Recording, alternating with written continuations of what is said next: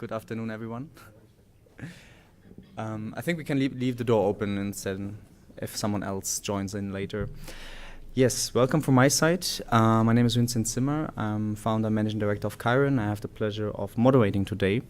Can you understand me, first of all? The microphone is working? Great. I will go on my panel from left to right. We have first Axelle from Around Europe, who will look at social inclusion from a broader perspective, and then shift over to Jonatan from the European Commission, the Joint Research Center there, who will present a research study going more in particularly where I understand both have worked on together in the past, and actually Kiron is covered, I heard. And then we will shift to Lauren from the teaching and learning team from Coursera, and she will present to us Coursera for Refugees, which Kiron as well had the pleasure of being part of. So I'm very curious again to see the broader picture. Maybe some opening remarks from my side why this topic is important to us and why we maybe have to come together here in also from different perspectives. When Moocs were first introduced, in general digital education, the hope was very much of democratizing access to higher education, of reaching target groups that have been left behind or never had the chance to go to university or attending prestigious or elite universities like, for example, Harvard or MIT. So far, the first research indicated that this goal has not really been met, let's say. We found that many people using Moocs or digital education have already gone to very good universities, and they're using it more to continuous in their careers or as an additional element of their educational journey. Recently, this picture might have changed a little bit, and I think the people here at the panel have kind of also contributed to that development, especially in terms of the refugee crisis, where suddenly millions of people have faced the challenge of disrupting their own or not be able to continue their own educational pathway, and then challenging our existing systems to finding answers for that problem. The problems and the answers that are requested are not new, to be honest. So we have rising figures in the refugee crisis since 1945.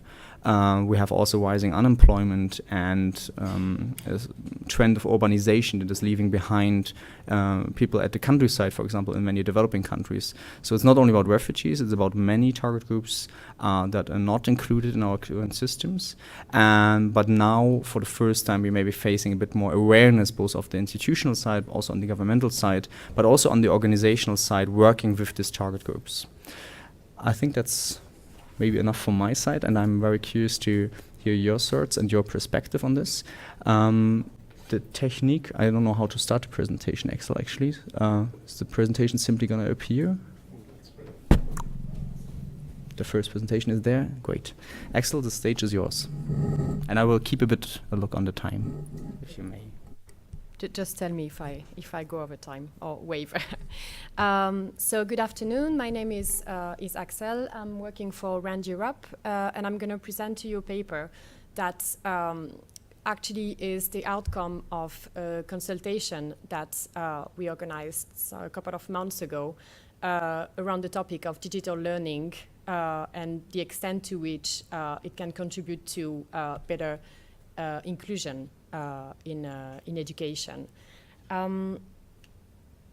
So the context of this consultation, we're working together with a foundation called the Corsham Institute. It's based in the UK. For the story, Corsham is a city in close to in the Cotswolds in the UK, and they basically started this foundation with the objective of making sure that whatever is done around the digitalization of society is done in an inclusive way, and focuses on citizen, and is also implemented in a way that can be trusted by citizens. So like three very important aspects of digital society that basically motivates their mission and action.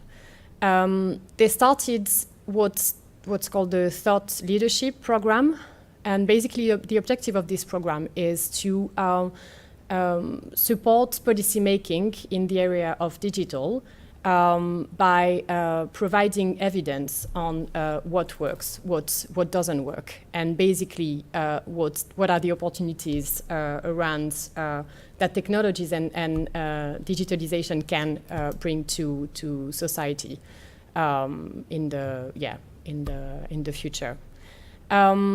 So the concrete objective of this program is to formulate concrete policy recommendations for policymakers. So that's what CORSHAM has been doing.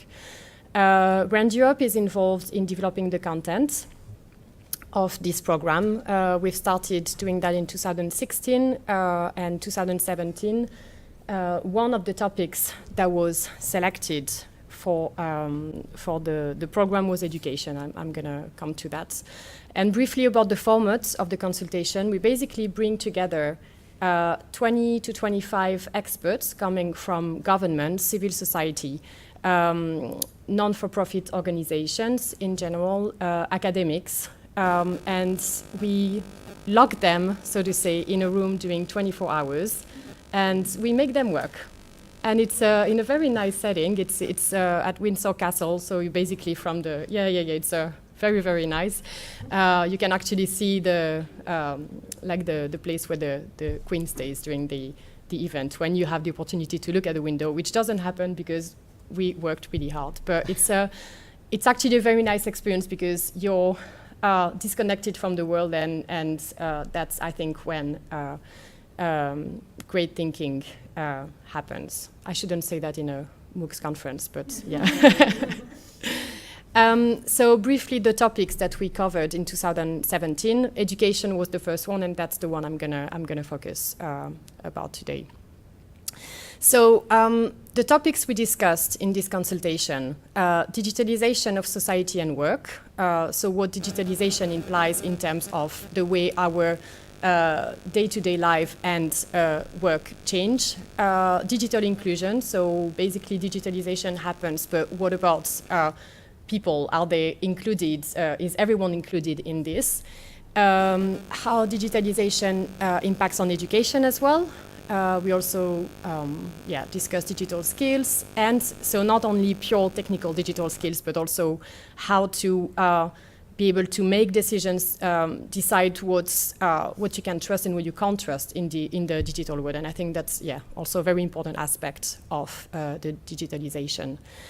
The work that we did 24 hours was divided into 5 sessions, and obviously the one that is the most relevant to the session today is the 4th one, Digital Education for Inclusion, ? So I don't know if you can see it well, but basically the assumptions behind our research and the research framework was basically, I'm going to try and summarize it, that education, society, and inclusion in education, in society, and in technologies are all interlinked. And inclusion in technology, like digital inclusion, can contribute to better access to education and better inclusion in society as well.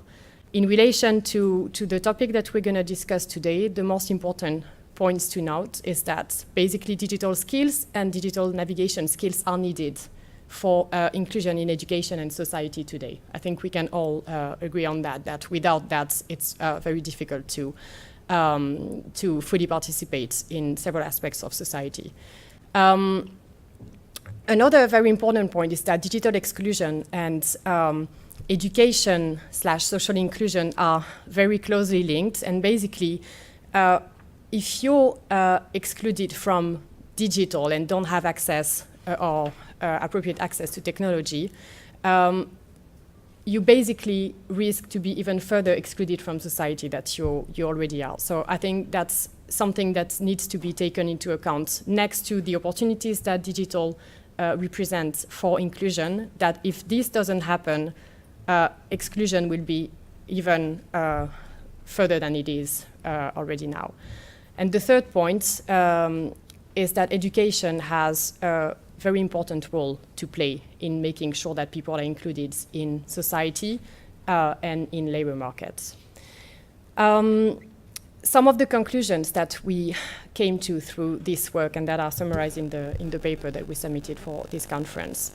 And I think that's something that Vincent already introduced. Digital learning is often described as an attractive way to reach more people, to reach them faster.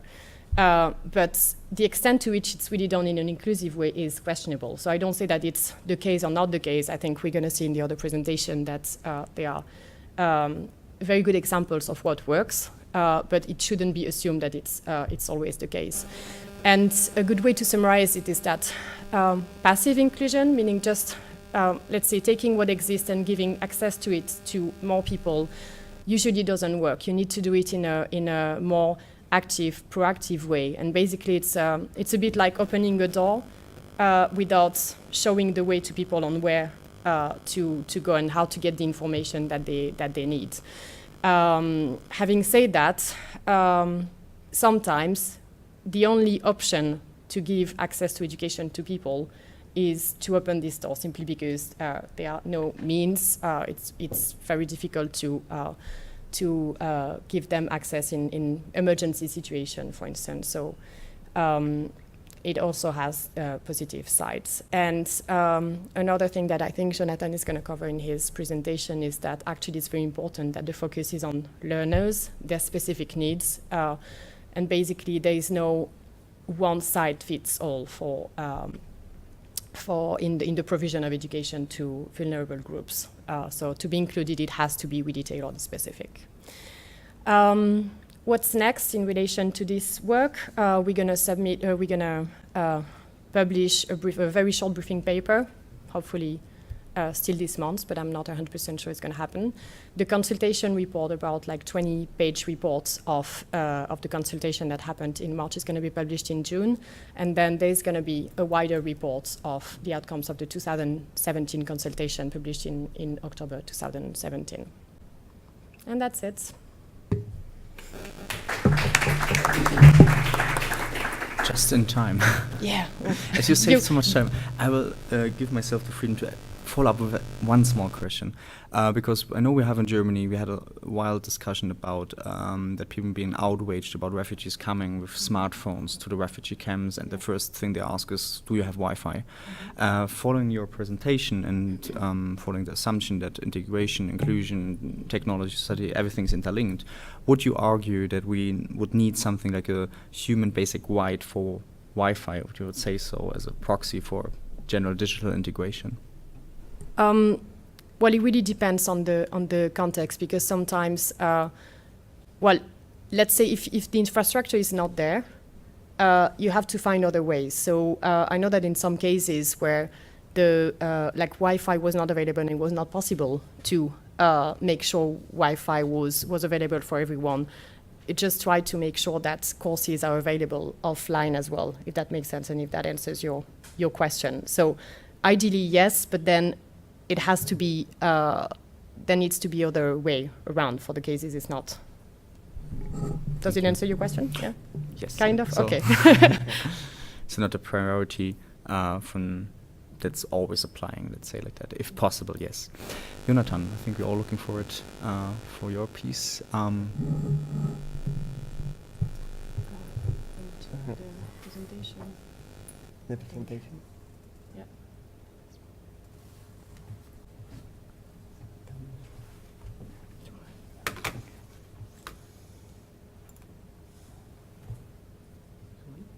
Should be this one, yeah. This one, no? Oh, that's, yeah. This one.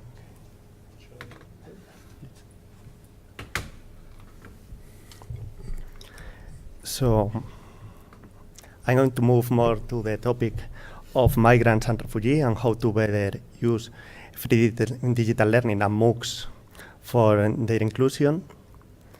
I'm going to present a paper that is the result of a research we carried out at the Joint Research Center of the European Commission, and the title is Moocs and Free Digital Learning for the Inclusion of Migrants and Refugees. The Joint Research Center is the in-house research center of the European Commission. we try to provide with evidence, neutral evidence, to policymakers in order to support them to better design their policies. In this case, educational policies aiming to the integration of refugees. I don't know if you can see the small letter. I can't here. But the context of the study is the increasing number of migrants and refugees and the needs for their need for education.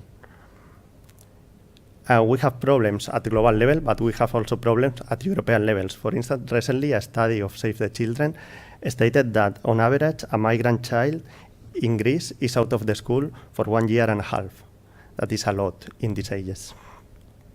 Free digital learning is often considered as a cost-effective and flexible and scalable way to solve the problem of education. However, as Axelle said, free digital learning is not used, usually is not used by vulnerable groups like are migrants and refugees. The policy context of the study, the European Commission has different initiatives where has highlighted the importance of education for refugees and the importance of the use of digital learning, free digital learning, in education, but also for inclusion of refugees. The concrete aims of the study is to assess the potential of Moocs and free digital learning offers for the integration, inclusion, and further learning of refugees and migrants in Europe, to provide information on how to better design free digital learning, to adapt free digital learning to the needs and the specific needs of these groups, and formulate policy recommendations in this field. The team of the study, here appear the names. Axelle is one of the collaborators, and we have a consortium of organizations working on that. What do we understand by free digital learning? We consider not only MOOCs, but all learning activities at all educational levels is a very comprehensive definition, undertaken with the support of ICT tools at no cost or very low cost for the students. It includes online learning, but also offline learning. And it covers a bit the question that you were saying about the Wi-Fi. The results of the study are based on a literature review, a catalog or typology of initiatives, 10 case studies that cover different approaches to free digital learning for refugees. Approaches like access to higher education in Europe, like is the case of Kiron, education in origin countries or in refugee camps, basic information about the host country, or the production of OER in specific topics like language learning or health vocabulary, or more integration. In this link, you can find a catalog that we have produced, mapping all the initiatives that we have found interesting in Europe. These initiatives can be classified in different ways. We have 3 axes here that are target versus general. Of course, migrants can use general MOOCs, but if they are targeted to them, can be better adapted. Facilitated versus non-facilitated. Non-facilitated would be self-learning, and facilitated with some support. And online and blended, if it is fully online or mixing face-to-face with blended learning.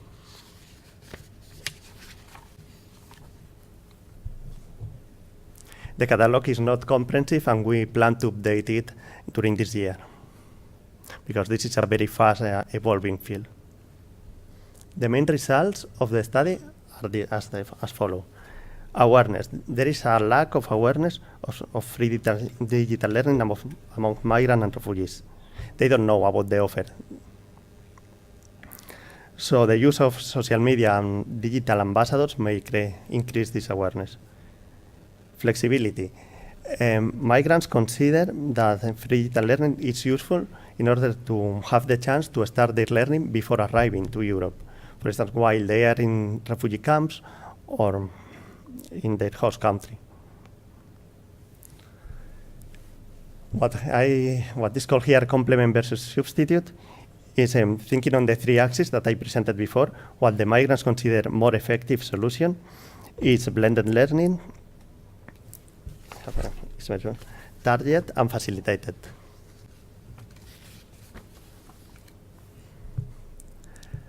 Adaptation. The initiatives should be adapted to the characteristics of the learners.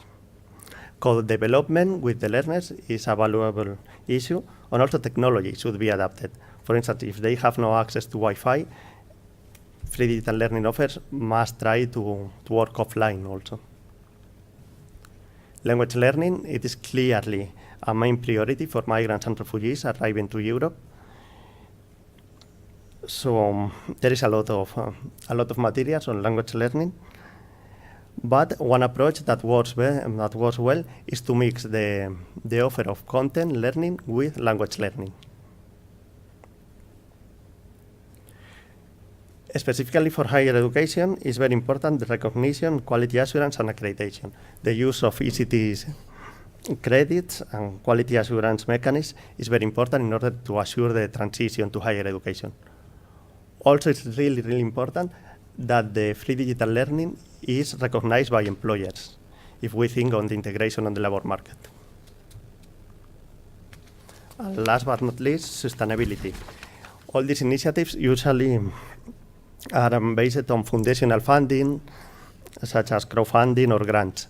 But what is going to happen with them in the future?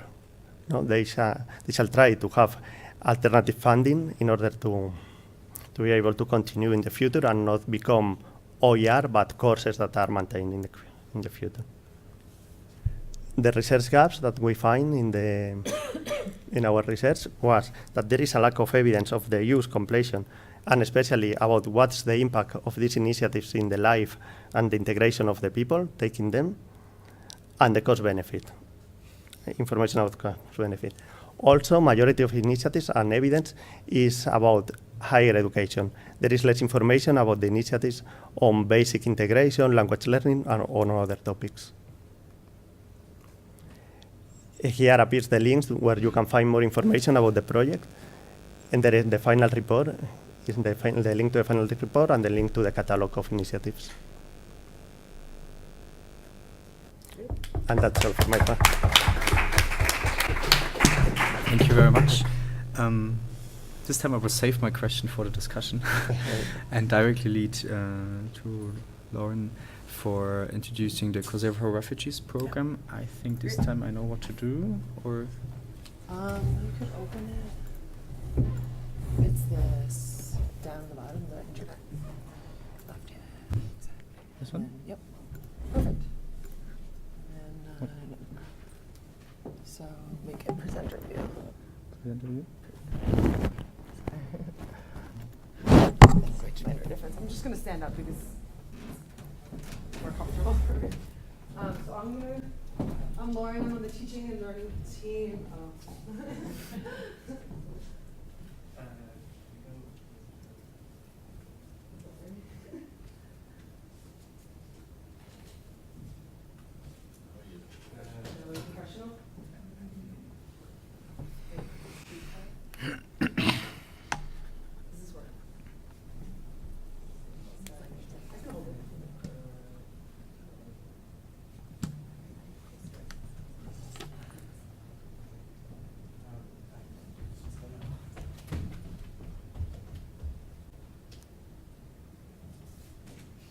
Okay, great, nice. I'm Lauren. I'm on the teaching and learning team at Coursera. And I'm going to be talking about Coursera for Refugees. So a little bit about me, actually. I used to teach in Spain, so I was here for 3 years, and I haven't been back for 5 years. So it's so exciting to be here. Thank you all for having us speak at this session. For those of you who aren't aware, has anyone heard of Coursera for Refugees before? Anyone familiar? Okay, nice, some hands. Okay, so I guess I don't necessarily need to introduce Coursera, but to reiterate for those who aren't familiar, our mission, our vision is a world where anyone, anywhere can transform their lives by accessing the world's best education. And we work with 150 universities globally, including in Spain, we work with IE, we work with Stanford. Michigan was one of the most popular courses for Coursera for Refugees. And as of April 2017, we have 25 million learners on our platform, 104 million enrollments. Most of our learners are mid-early professionals over the age of 22, and about half of our learners are from emerging markets.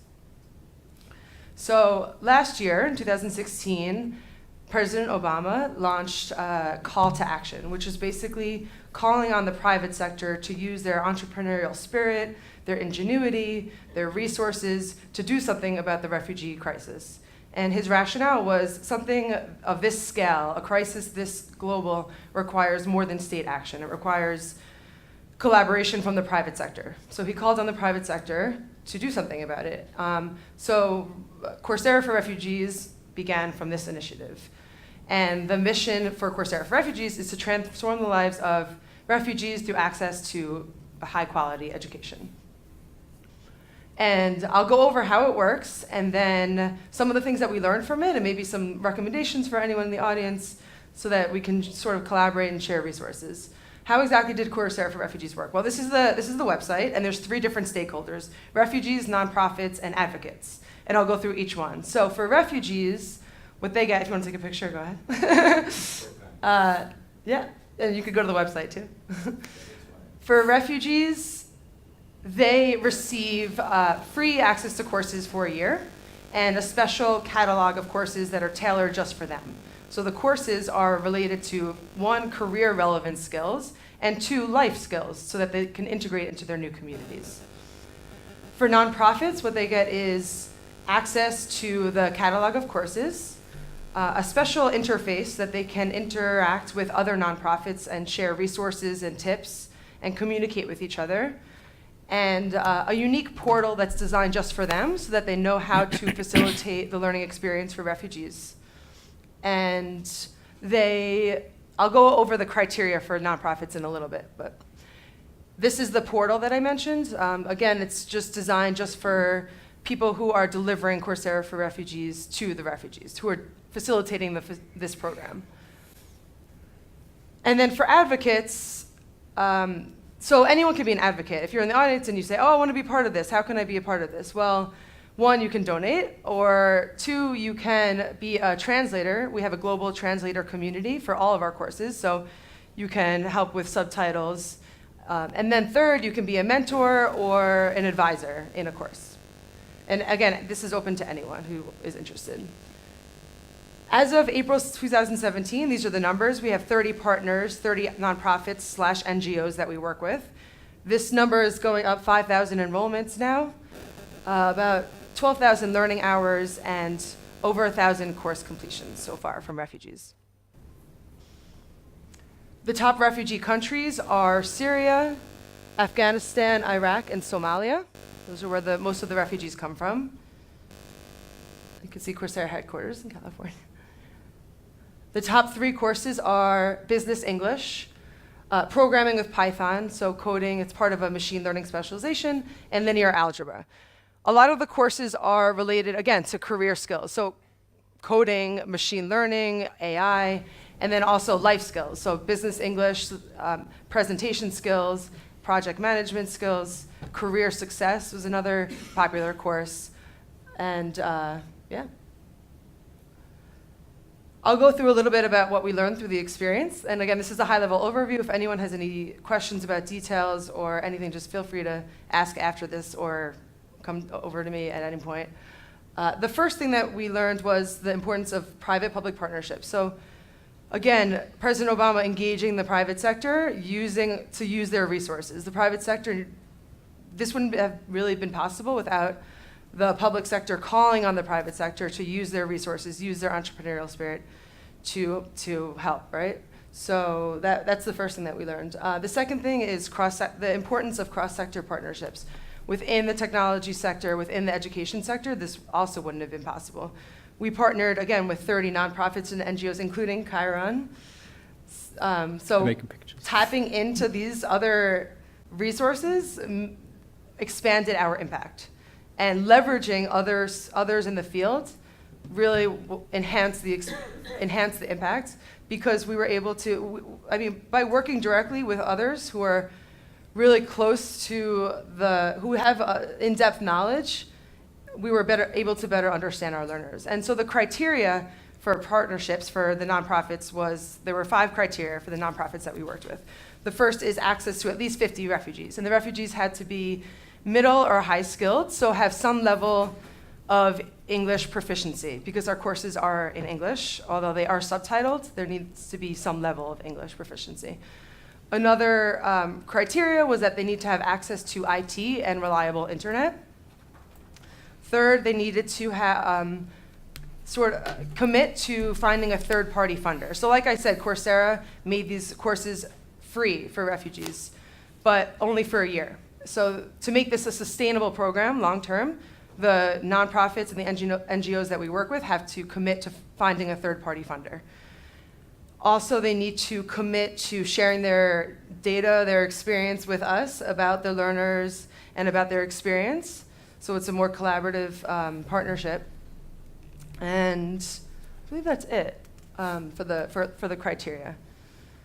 And lastly, private sector and university partnerships. Coursera is actively sourcing for inclusive content. She mentioned inclusive content, and so trying to make all of our courses in subtitles, or even, making them as accessible as possible is a priority for Coursera, and I think for any learning platform should be a priority so that you can expand inclusion.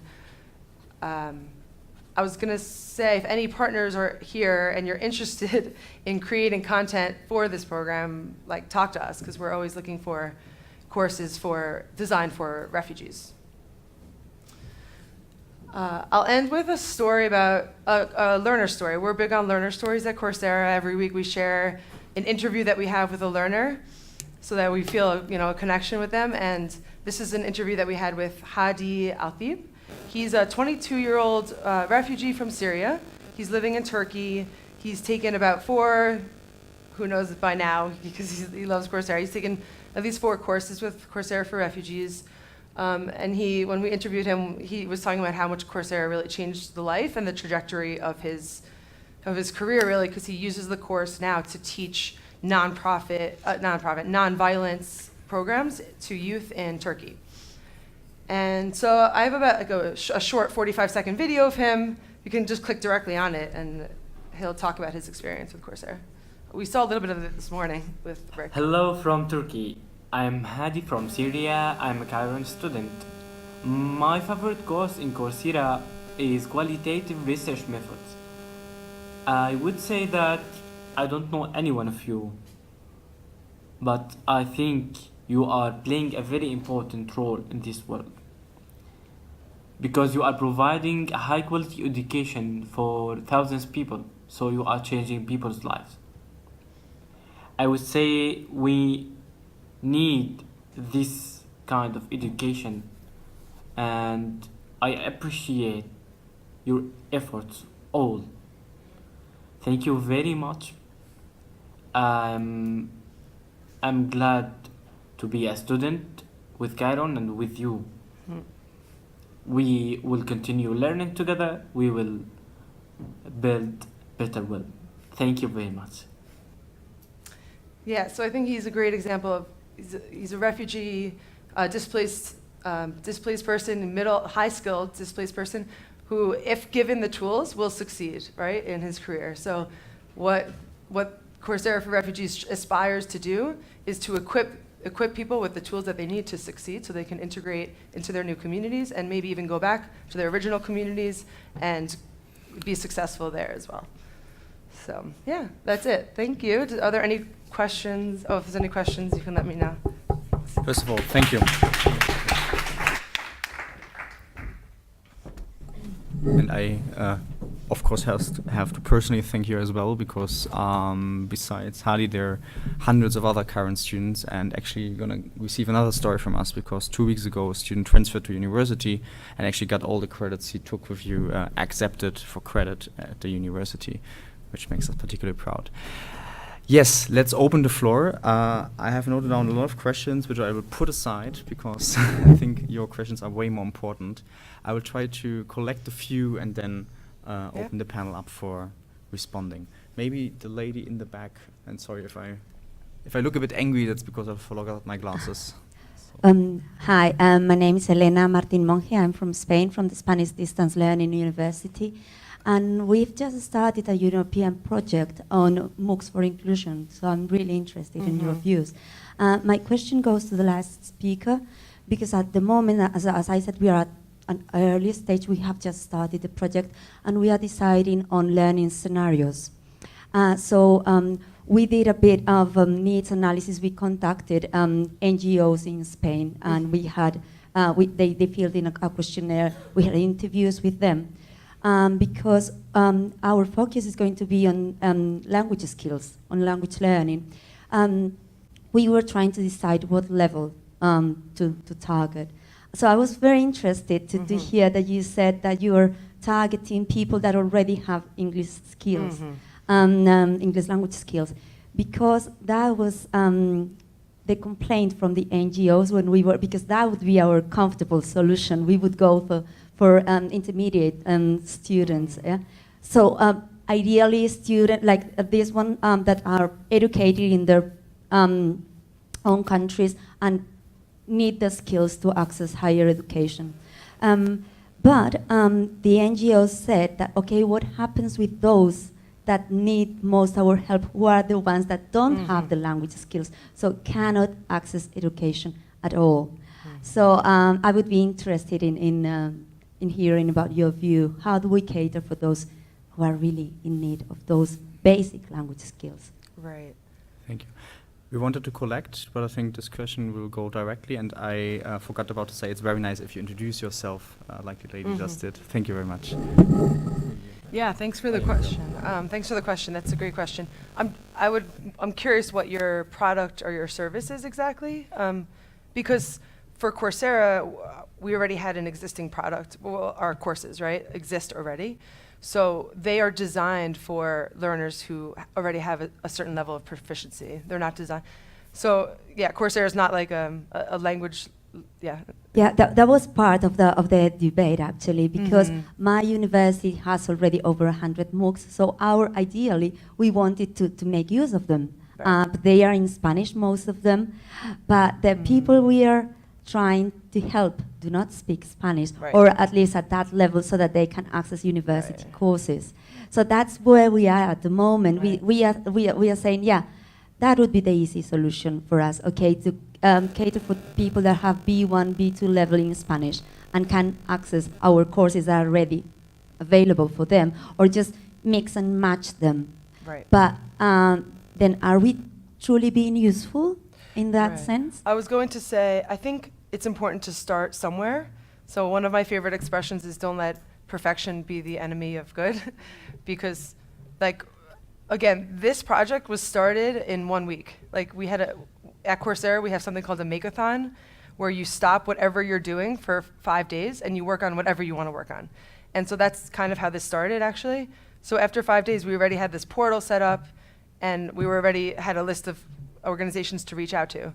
So I think it's important to just start, and so that might mean just making what you have available to whoever is willing to take those courses, right? Because even if you have 2 courses and you have 2 students, that's something, and then you can grow from there. So I think I don't see the benefit in neglecting a whole market of learners, a whole segment of the population of learners, just because you want to reach only the neediest. I think it's okay to reach 2 different segments, or say, like you can reach the intermediate level and then also the beginners. And maybe that means you make accessible what you already have to the learners that already speak Spanish while you create new courses for the beginner learners. It depends on a priority, it depends on your bandwidth, it depends on whether you have the capacity to create new courses, right? So I think, using what you have to have to have any impact at all is helpful. And then determining your metrics for success also. Is it course completion? Is it just enrollment? Like defining that early might be helpful too, so that you can measure success and then learn from what's working and what's not working. Speaking of learning, I would like to pass that question on actually to Jonatan and Axelle, because you mentioned in your report that adaptation to the needs of learners is very important. where I see a little bit of contradiction when you also said we're talking about formal education. So it's not about skills particularly, but also giving people a pathway to formal education that is recognizable.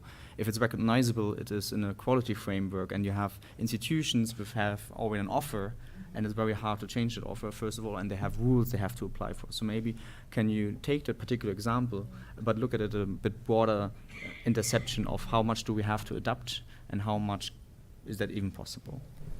I think it all goes back to what the needs of the learners are, and I think in your case, I agree with you that maybe you will develop whatever you're going to develop based on what you can do, and not based on what the perfect course design would be, because, well, we're all limited in resources and in what we can do.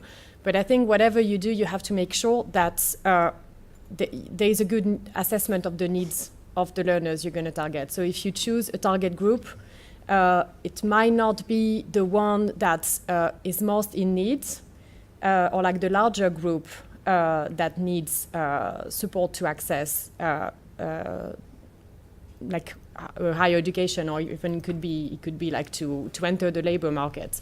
But you need to understand exactly what their needs are. That's probably the only advice I would give in relation to developing your project. And I think to answer your question, it depends. If the objective is to further access education, yes, of course you need to access courses that already exist. That already exist and are structured and are accredited. But the tailoring may not be in the course itself. It could be support to make the learner like properly access these courses. It could be tutoring to help them like grasp everything that they have to grasp from the course. So I don't see a contradiction there. Now, if the objective is to enter the labor market, I don't think, because business English course is not accredited, it's not useful for someone who wants to. It really depends, again, on the needs and where their starting point is. So, well, from my point of view, no contradiction. It's just like different objectives, so different learning offer developments. Yeah, sorry. I agree, and I think language is part of the adaptation to the learner. There are some initiatives that are facing the same problem that you are.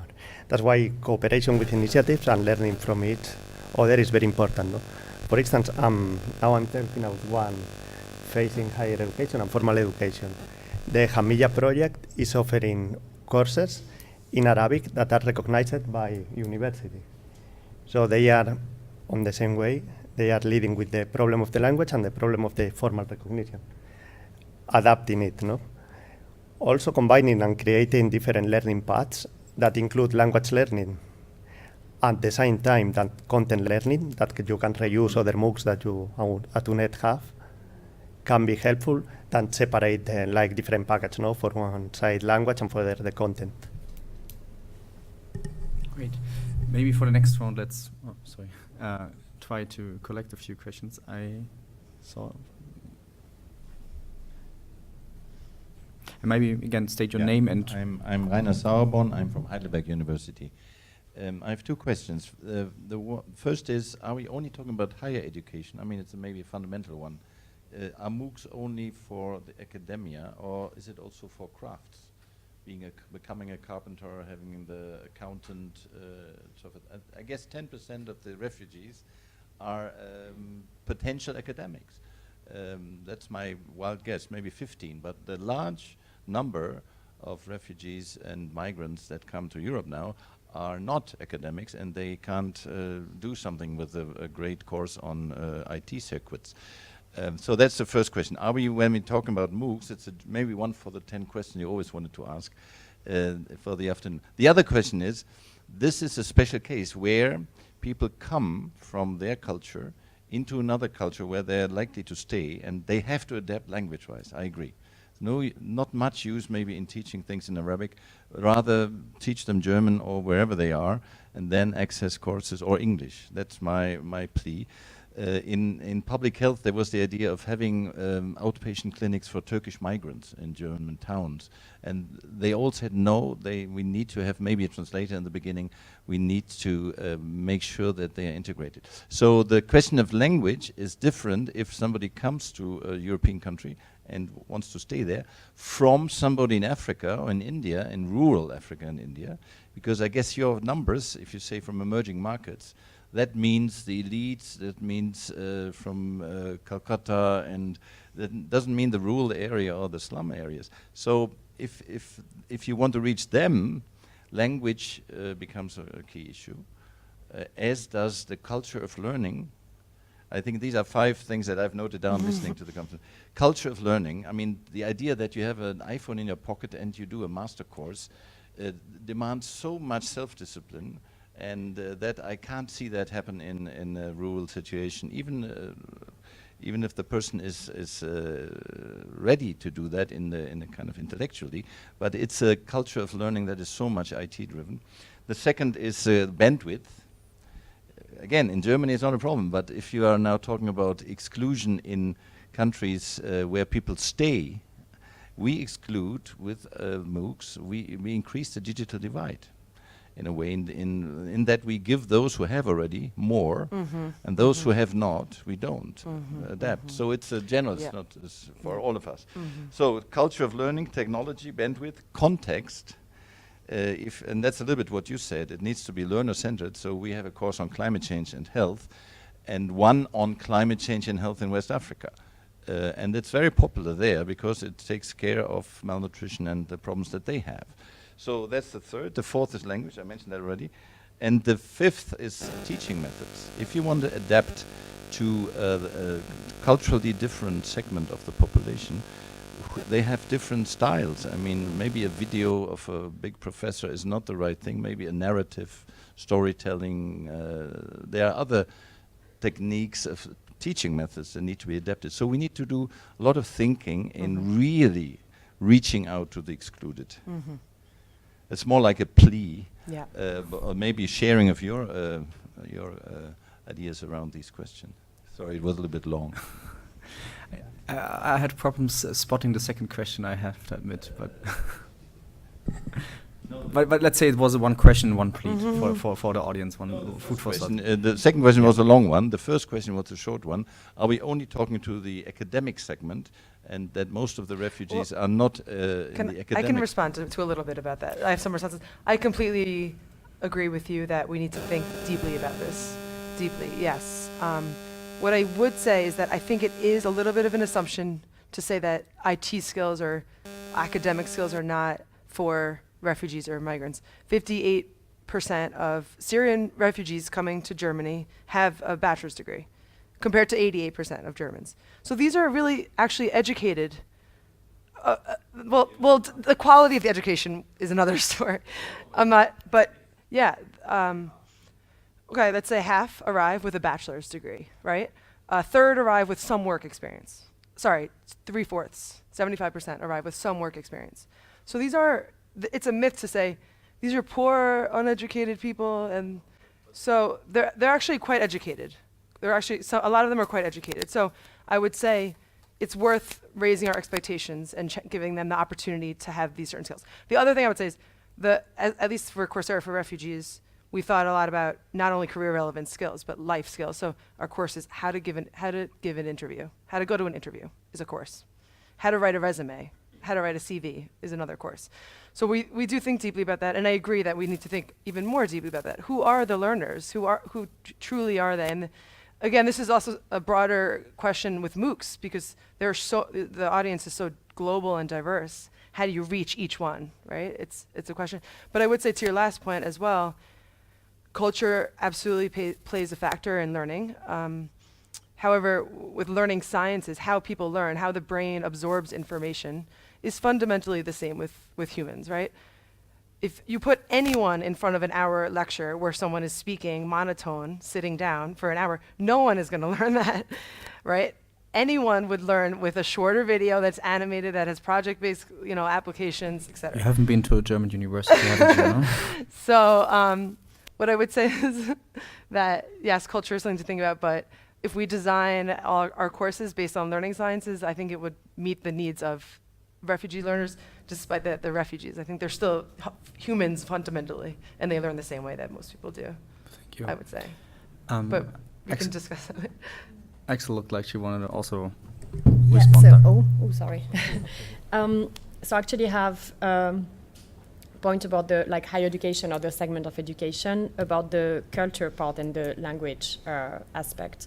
About higher education, I think, I'm sorry, I'm coming back to the needs of the learners, but I think, well, I wanted to comment on the numbers as well. The difference between this refugee crisis with whatever happened before, because it's not new that they are refugees, but on top of the scale of the flow of migrants coming to Europe, it's also one of the biggest difference is the education level.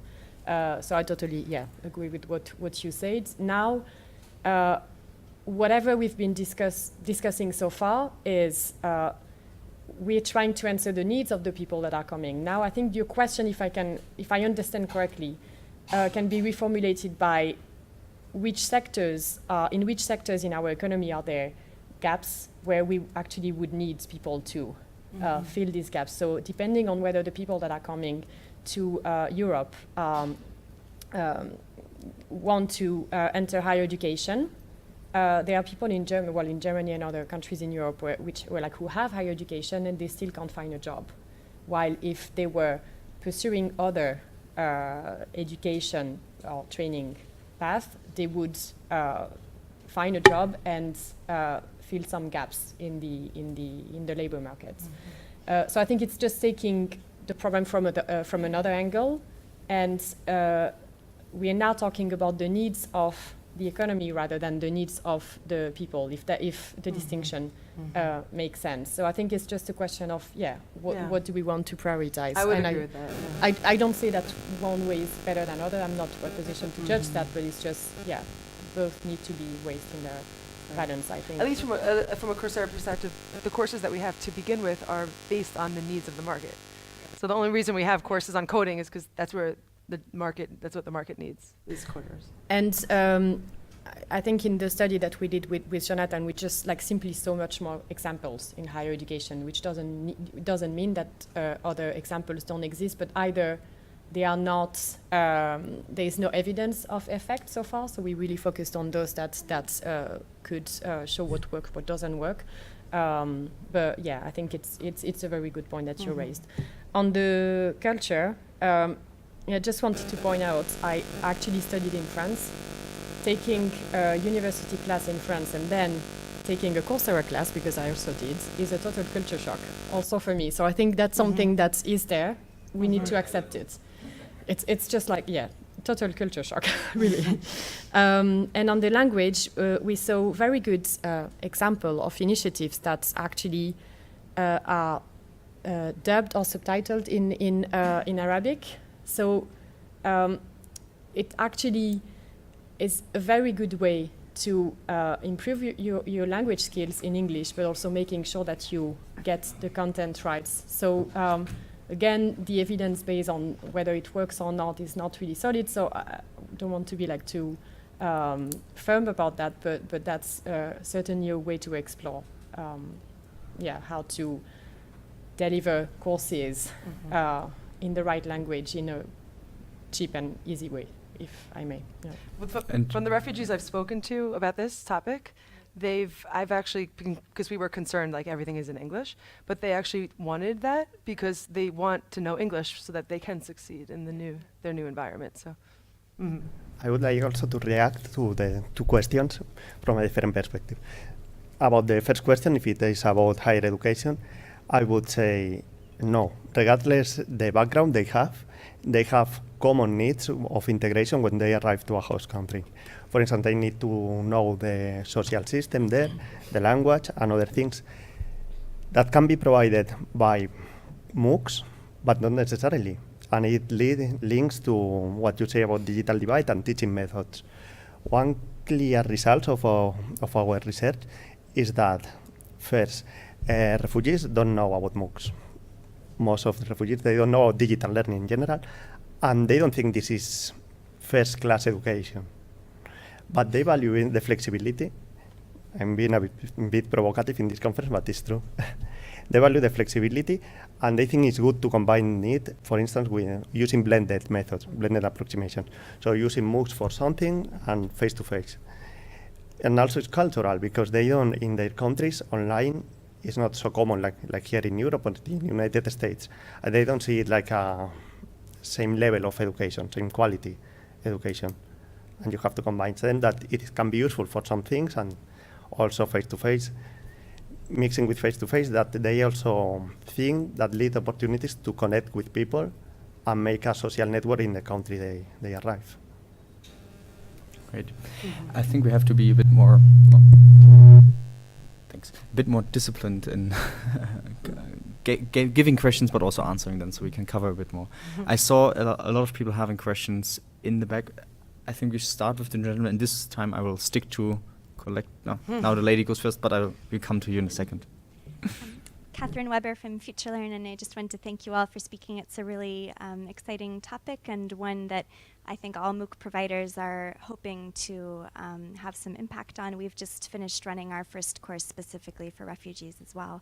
And my question is whether a challenge that you have faced or considered is access by gender among the refugee population to these courses, and if it is or has been a challenge, how you've addressed it, or what sort of best practices you would suggest. Thanks.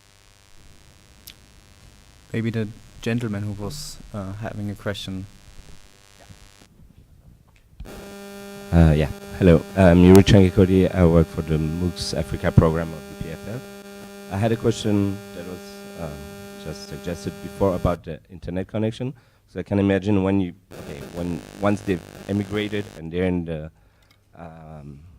arrival country is one thing, but I believe a lot of refugees are kind of in transition countries.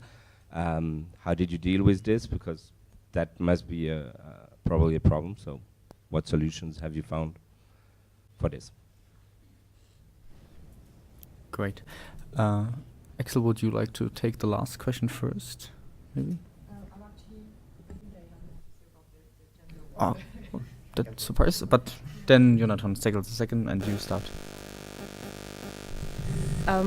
So about the gender aspect, actually, so it doesn't refer to the research we've done for this project or the one with Jonatan, but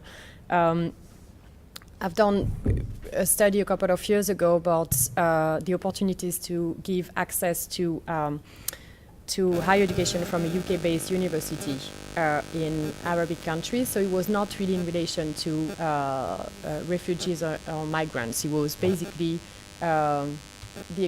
whether it was a good opportunity for them from a business point of view to give access to their courses in Saudi Arabia.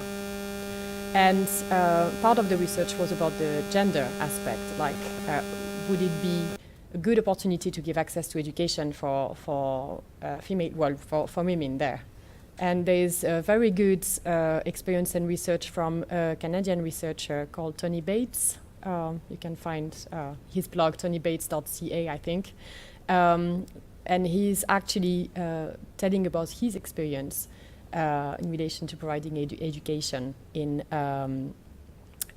Arabic country. And actually, the interesting thing he says is that the gender divides that you see offline, you could expect it not to be so important online, but it is. Yeah. So maybe not to the same extent, but it's definitely a dimension that it would be a barrier to access to education also online. And yeah, so. I can focus on the second question about technology. In the focus groups that we had with migrants, it was an issue, very clear. They say, no, if we don't have Wi-Fi, how we can do online courses, no? And what they propose from the perspective of the user is to use also solutions that works offline and very simple technology that works in mobiles, basically, and can be used offline.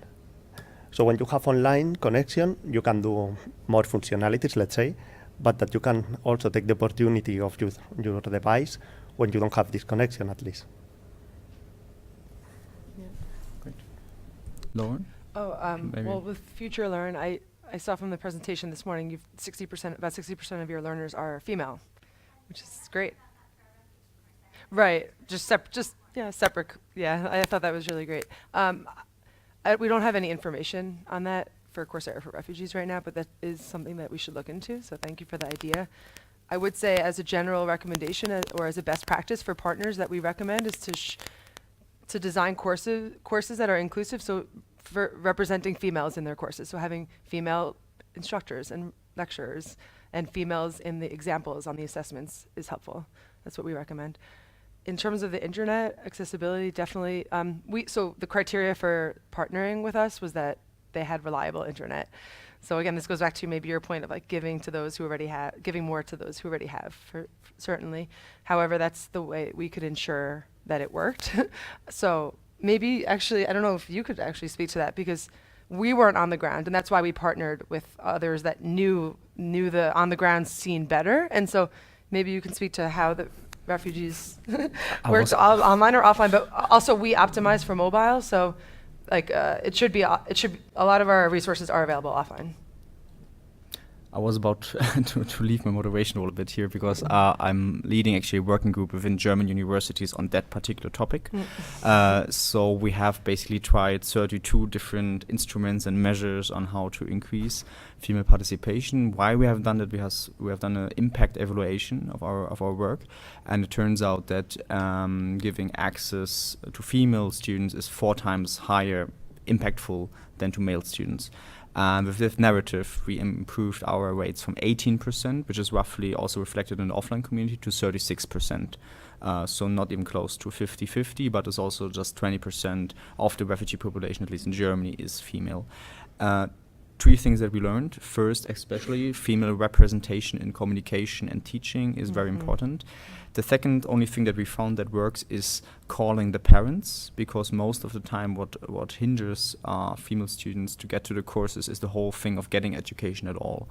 And you can change it very easily by someone in a mother language calling the parents. It's a 10-minute talk, and it's over. I made the first calls myself. I made also some visits to the family houses. We tried it out. Do we have to be there in person, or is a call enough? A call is enough. It's just important that you sound robust in sound, and that you can speak the language they are able to speak.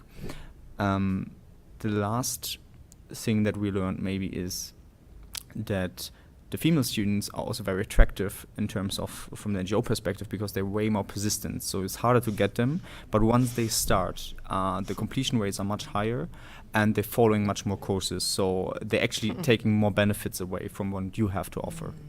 Yeah, sorry that I have to leave my role here, but no, it's a very passionate topic for us. No, it we think about publishing it and sharing our learnings now. Yeah. But it was more for our internal work, and yeah. Wow.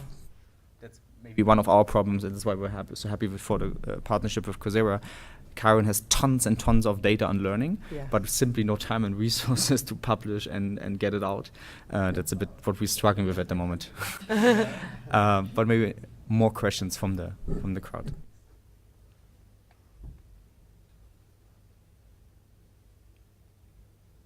Hello, Martin from European Committee of the Regions.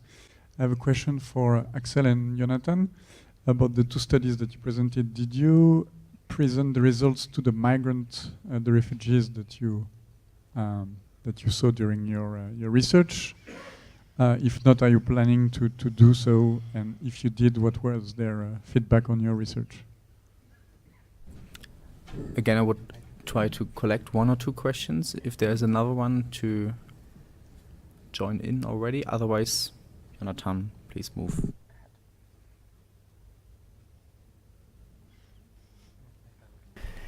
In our study, what we did was focus group with migrants and refugees. So the perspective of them is incorporated. It was the aim of the study, indeed, to listen to them and know what they need. We haven't presented it later on. But I think it's actually something we could. We could do it, because I'm thinking of the focus group that we did in Brussels, and I think they would be like the the people who are running the courses to refugees were interested in the results, but it's true that we've not gone back to the group of people we talked to in the focus group, but it's actually a very good idea. So, Do yeah. you have the contacts? Yeah. We could do it easily, so, yeah. Thanks.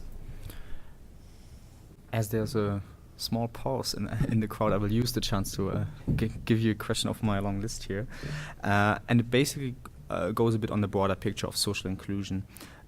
So do you think if we want to broaden access to education and include more people, we should focus on changing the overall settings, so focusing more on the policy level, like abandoning rules or formal criteria to access education?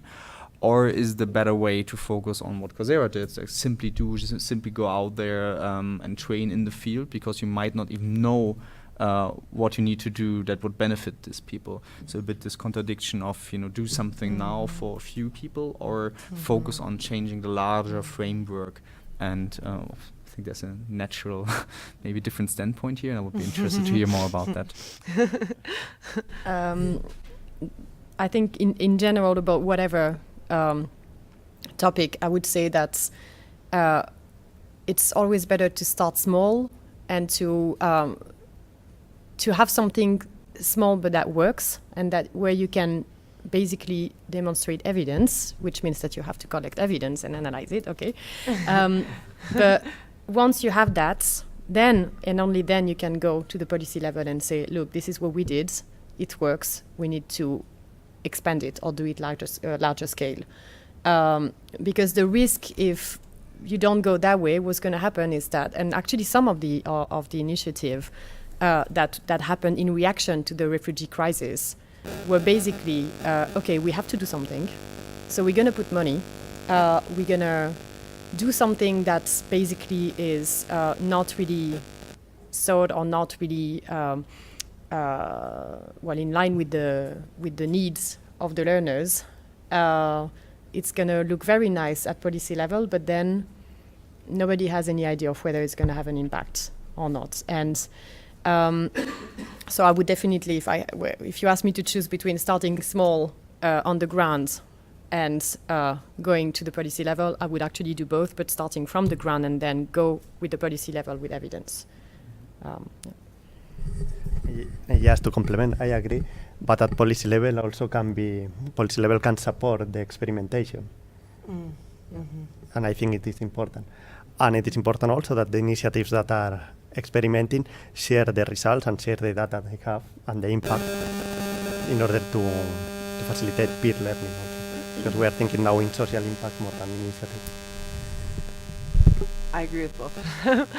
I think there's no right answer. It's like both. And they work collaboratively, so there's a feedback loop. So you're getting information as you're experimenting and scaling what works at the same time. But I don't know if I really understood your question, actually. It's like, are you asking what we should focus on? Is it like high level policy versus like public policy versus private sector? I'm just confused what you're asking. I mean, you perfectly described that you launched your activities after a push from Barack Obama, but then moved into working at the private sector, and the State Department and other actors weren't involved anymore. So you could now say, look, it worked, and we scale it, and we reach more people. Or you could say, let's go back, we have some sample and some data, and let's push the Trump administration. Good luck. You see what right, I mean? for better politics, yep. or for continuing this. And we have some questions. Yeah. We are talking, the topic of this panel is social inclusion, and we are talking about that tiny part of the global south that shows up in our countries. We did not talk about the global south, meaning those middle and low income country from where the refugee come, but most of them stay where they are. So what do we do to reach out to Sub-Saharan Africa, to South Asia? Do we work with, do you also work with, one way would be an easy one for you and Coursera, it would be to partner with the University of Ouagadougou. Right. That's really the name of the capital. or to partner with the African Academy of Science or something, to have some institutional partnership there, so that they can create kind of antennas of their of your courses or their own courses. You could teach them how to make a MOOC. So I think we should use a little bit more time on the 95% of those who are currently excluded, who do not show up at our doorsteps. And what can we do in where they are to give them access to MOOCs? Right.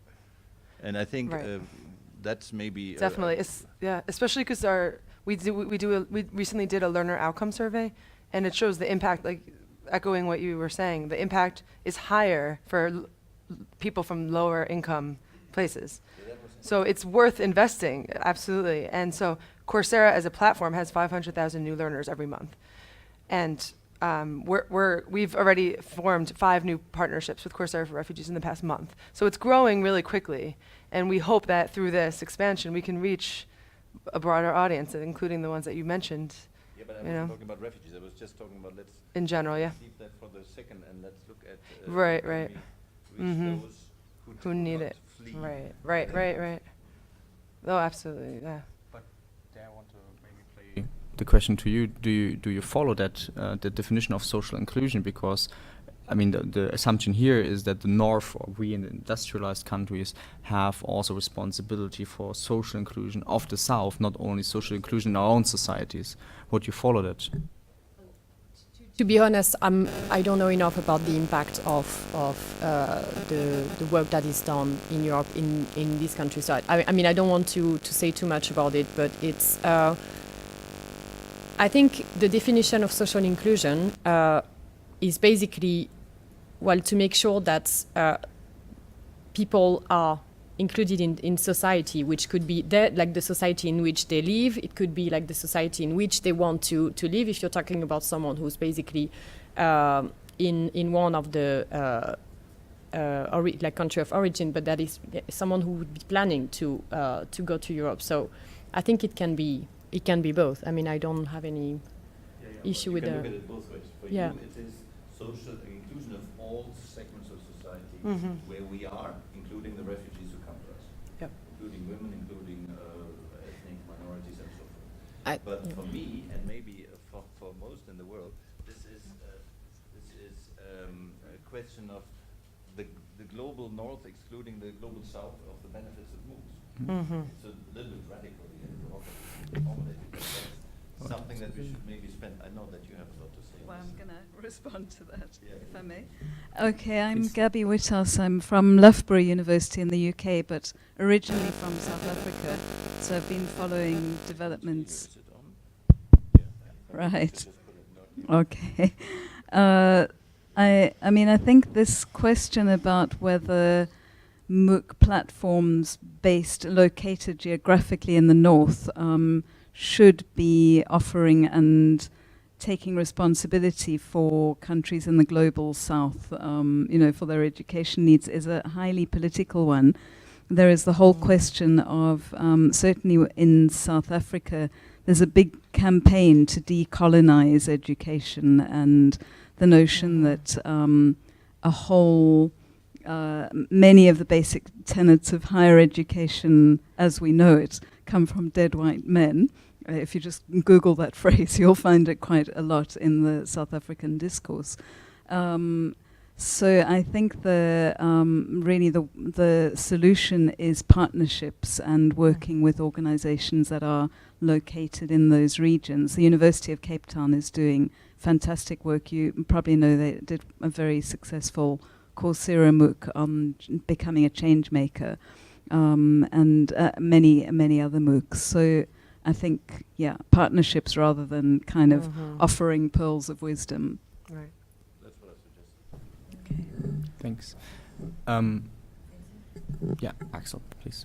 Actually, about when you talked about the impact on students, I think it would be very interesting. I don't know if you have this degree of level in the data you have, but it would be interesting to know if it's basically the people who take these courses find a job in their country, find a job in another country, or like I think that's an area that would be very interesting to explore, actually.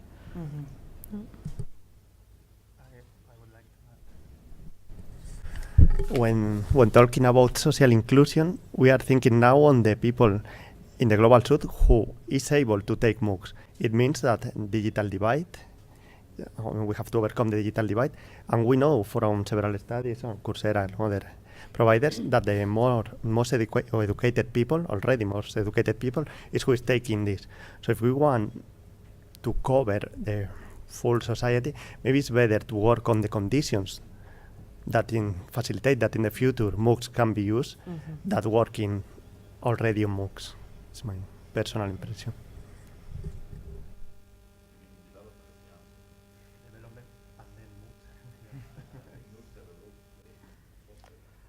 I would also reinforce what you were saying about partnerships, which is why Coursera didn't just market to refugees directly. Like we weren't like, take our courses, refugees. We partnered strategically so that, because they are the ones that have the data and have the information about refugees. So I would echo what you said and agree with what you said about partnerships. In terms of the MOOC north-south divide, I think, yeah, it's definitely worth thinking about. We should have a whole separate session about that and conversation about that. I'd like to think of it in a different way, which is the sense that the people that are taking MOOCs, there are many people that are taking MOOCs right now that otherwise wouldn't have access to any education at all. So MOOCs are, although they're not everywhere, they're still having impact on people that otherwise wouldn't, right? So I think it's a question of to what degree are we giving access, right? Maybe. Well, I'm not at all criticizing the Yeah. we reach. I'm just saying we can do better. Right. That's, Yeah, I think it's those things can coexist, right? Like I agree. I agree. general. Yeah. Are there other questions from the floor? The gentleman in the white. Axelle, I saw you. Tim O'Shea from the University of Edinburgh. This is really a very excellent session, an excellent theme, and I think, the starting point that says by digital means we can improve inclusion, and there is a flip side, which is if you don't have access to the digital resources, you may be even more excluded than you would have been 10 years before, and it obviously doesn't just apply to refugees, it applies to homeless That's people. what he was saying, right? It applies to people who have physical or mental needs. It applies to people who are returning to society from prisons or particular types of hospitals. And I guess I was wondering, some types of exclusion would, for example, seem to apply particularly to refugees, like in relation to language. Some other types of exclusion would seem to be quite generic. We have students at the University of Edinburgh who work hard helping homeless people use digital resources to access the resources of the state, to ensure that they get their needs met, to ensure that they can get themselves on the employment market. Likewise, there are projects that help people who have physical or mental challenges get into employment through using digital means. And I was just wondering what sense you had of how much is, what is the geometry of exclusion? How much of it is specific to particular categories?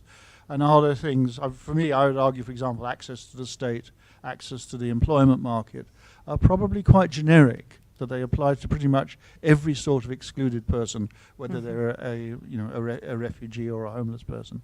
And I wondered what your sense of that was. Yeah, thank you very much. I think it's targeted discussion we're having the whole day today, so maybe from left to right. I think it's a very valid point about some of the disadvantages that refugees and migrants face in accessing education are actually similar to other situations that could happen. And actually, 2 years ago, I did a study for the European Commission on digital learning for inclusion, but much more generally, and we covered several target groups, several specific groups.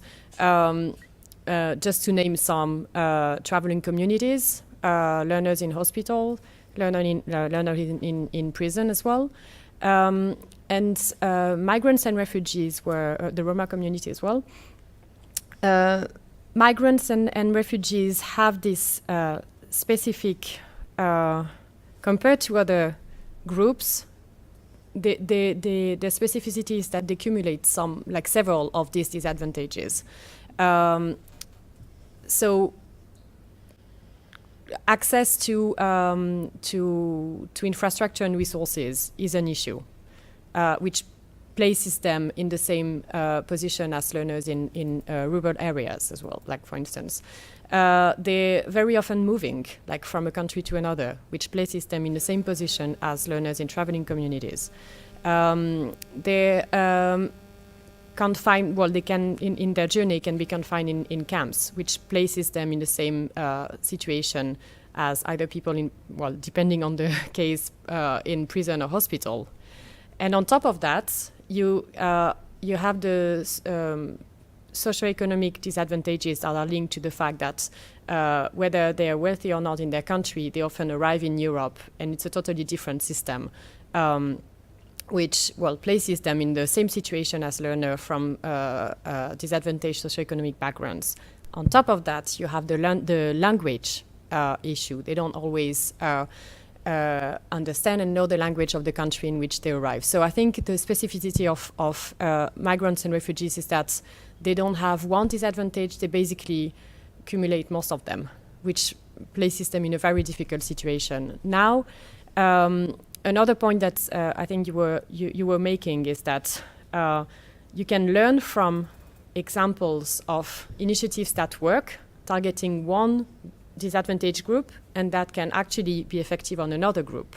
And there are examples in Sweden, I think, of initiatives that have been developed to give access to education to learners in hospitals, to children, that have been replicated to migrant children, and that work very well in both groups. So it's just like good practice that has been identified and transposed to another context, and it works very well. So I think it's a very good point that, well, good experiences can be applied to other contexts.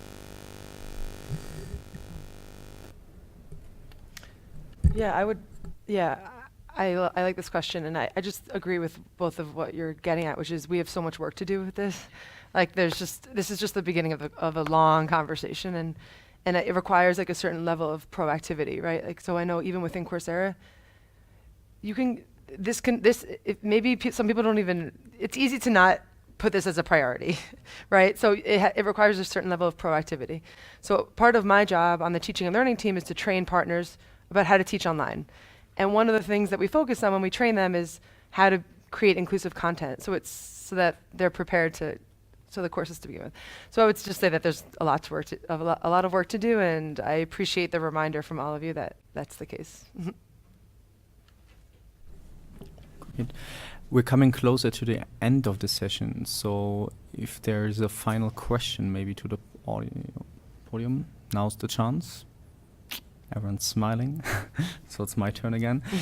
I first would like to thank you all for the contributions, for the insightful discussions, also for the questions from the audience.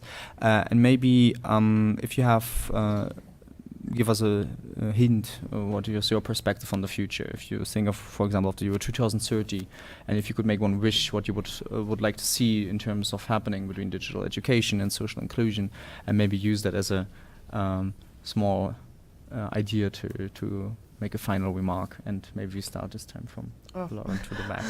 My wish for 2030? For social inclusion. For social inclusion? Oh boy. Everyone will be everyone will have access to great education. It's simple. I mean, that's just the simple wish. That's the goal. Everyone anywhere can have access to high quality education if they want it. Very similar from my side. Open education is going to be really open, meaning that we have overcome all the barriers to access it from all the groups, disadvantaged groups, and only from certain people or certain privileged people. maybe a pessimistic wish. I hope that the digital and education divide is not going to be greater in 2030 than it is now. And I think that's why it's very important that we all discuss this topic and work on it to make sure that things ideally get better, but also don't get worse. Right. And maybe the realistic... More realistic, maybe. Well, no, that was the pessimistic. And from my point of view, the realistic one, what I would really like to see is more evidence of what works and what doesn't work. Because, as I said, for me, it's the only way to make sure that things progress, like showing evidence of things that have a real impact, so that the initiatives and funding supporting the initiative is much more targeted to what works and what has chances to have impact. So that's a great wish. Again, from a researcher, I mean, you can contribute to that wish with your own work. So thank you all very much. I hope to see you during the next days. I think we're all going to stay here for a while, and if there are some more questions or you want to approach us, please feel free to do so. Thank you all for your patience, and thank you. Have a great afternoon.